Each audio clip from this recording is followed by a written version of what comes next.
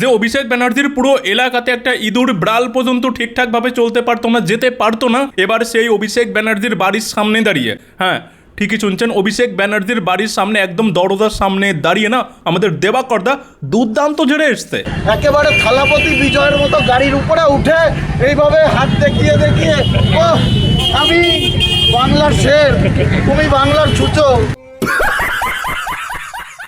লোকে একটা কথা বলে না যে সময় না সবার হাতেই আসে। কেউ যদি কারোর উপরে বিনে কারণে অন্যায় অত্যাচার করে না, তাহলে তার হাতেও কোনো না কোনো একদিন সময় আসে। একটা ঘটনা হয়তো আপনারা কিছু লোকে জানেন বা কিছু লোকে জানেন না, যে আমাদের দেবাকরদাকে না 2020-তে বিনে কারণে মমতা ব্যানার্জির পুলিশ তাকে বাড়ি থেকে তুলে নিয়ে গিয়ে 14 দিন জেল খাটিয়েছিল।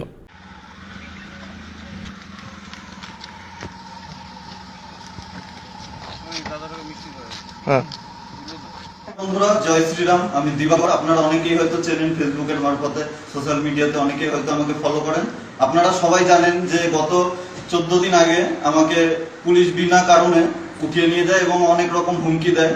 তারপর আজকে আমি 14 দিনের কারাবাসের পর থেকে মুক্তি পেলাম। তো সবাইকে অনেক অনেক ধন্যবাদ দিতে চাই যারা আমার সমর্থনে ছিলেন, যা আপনাদের মানে আশীর্বাদে ভালোবাসায় হয়তো আজকে আমি আবার বেরোতে পেরেছি। কিন্তু আমার মনোবল ওই জেলের উঁচু দেওয়ালের থেকে অনেক বেশি উঁচু, তাই আমি এত সহজে হার মানবো না। পশ্চিমবঙ্গে যে স্বৈরাচারী শাসন চলছে এর বিরুদ্ধে আমরা আরো শক্তভাবে লড়বো। যত আমাদের কর্মীদের এইভাবে মিথ্যে মামলা দিয়ে জেলে ঢোকাবে, আমরা তত মনোবল শক্ত করে আরো বেশি লড়াই করব। তাই সবাইকে বলতে চাই, সবাই খুব ভালো থাকুন, সুস্থ থাকুন, এবং আরো একবার সবাইকে অনেক অনেক ধন্যবাদ দিতে চাই যারা আমাকে ভালোবাসা দিয়েছেন। আপনাদের ভালোবাসার জন্যই আমি আজকে আবার আপনাদের সামনে কথা বলতে পারছি।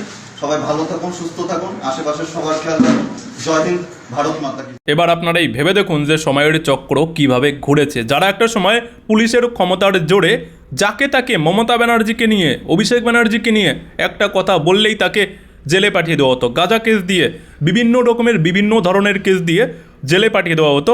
আজ সেই অভিষেক ব্যানার্জি, মমতা ব্যানার্জি নিজের বাড়ি থেকে বেরোতে পারছে না, কারণ পুলিশ সরে গিয়েছে। তাদের বাড়ির সামনে গিয়ে দাঁড়িয়ে এরকমভাবে ধুয়ে দিয়ে আসছে, তারপরেও তারা নিজের বাড়ি থেকে বেরিয়ে প্রতিবাদ করতে পারছে না, দুটো কথা বলতে পারছে না। কেন জানেন? কারণ তাদের পেছন থেকে পুলিশ সরে গিয়েছে। আমাদের পশ্চিমবঙ্গের ভাইপো যুবরাজ, সেনাপতি, কত নাম, সর্বভারতীয় সাধারণ সম্পাদক বলেছিল ডিজে বাজাবে 4 তারিখের পরে, বিজেপি কর্মীদের পিঠের চামড়া তুলে নেবে। দিল্লির কোন বাবা আছে বাঁচাতে আসে নাকি দেখবে। ওদিকে দাঁড়িয়ে আজকে সাধারণ মানুষ দেখছে, যেরকম চিড়িয়াখানায় বাঁদর দেখে, শিম্পাঞ্জি দেখে, আজকে অভিষেক বন্দ্যোপাধ্যায়ের বাড়ির সামনে দাঁড়িয়ে মানুষ মজা দেখছে যে চোরের মতো দরজা খুলছে আবার লাগিয়ে দিচ্ছে।